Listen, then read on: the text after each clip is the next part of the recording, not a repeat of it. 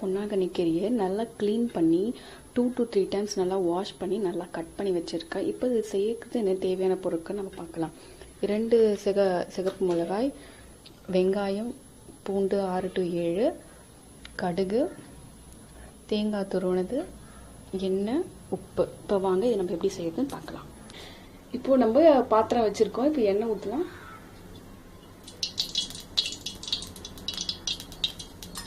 எண்ணெய் காஞ்சதும் கடுகு போடணும்.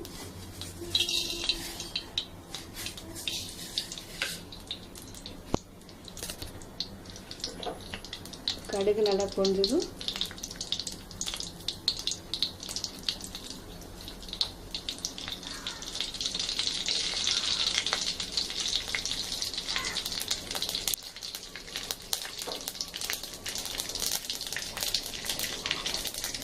காஞ்ச மிளகாய் போடணும்.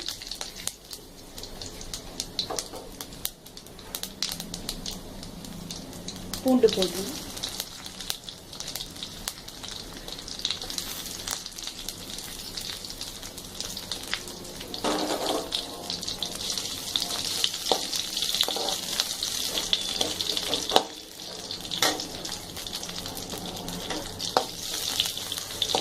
பூண்டு போட்டு நல்லா நம்ம கிளறிட்டே இருக்கணும். இப்போ வெங்காயம் போடலாம்.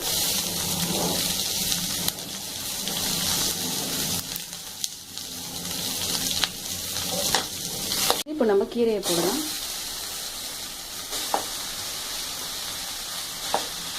சிகப்பு பொன்னாங்கண்ணி கீரை வந்து கண்ணுக்கு ரொம்ப நல்லது. பீட்ரூட், கேரட்டில் இருக்க சத்து எல்லாமே இதில் இருக்குது. ஆனால் நீங்களும் சாப்பிட்டு ட்ரை பண்ணி பாருங்கள்.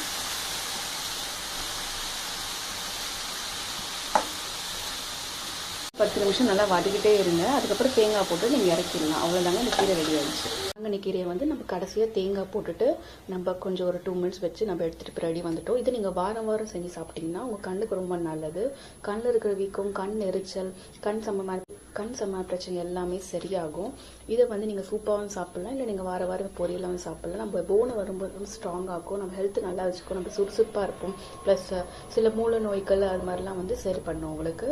இந்த வீடியோ உங்களுக்கு பிடிச்சிருக்குன்னு நம்புறேன். இந்த வீடியோ உங்களுக்கு பிடிச்சிருந்தா என்னோட சேனலை சப்ஸ்கிரைப் பண்ணுங்கள், பக்கத்தில் இருக்க பெல் ஐக்கானை கிளிக் பண்ணுங்கள். அப்போ தான் நான் போடுற வீடியோஸ் உங்களுக்கு நோட்டிஃபிகேஷனாக வரும். இதை நீங்கள் ட்ரை பண்ணி பார்த்து உங்களோட ஃபீட்பேக் எப்படி இருக்குது எனக்கு நீங்கள் சொல்லுங்கள்.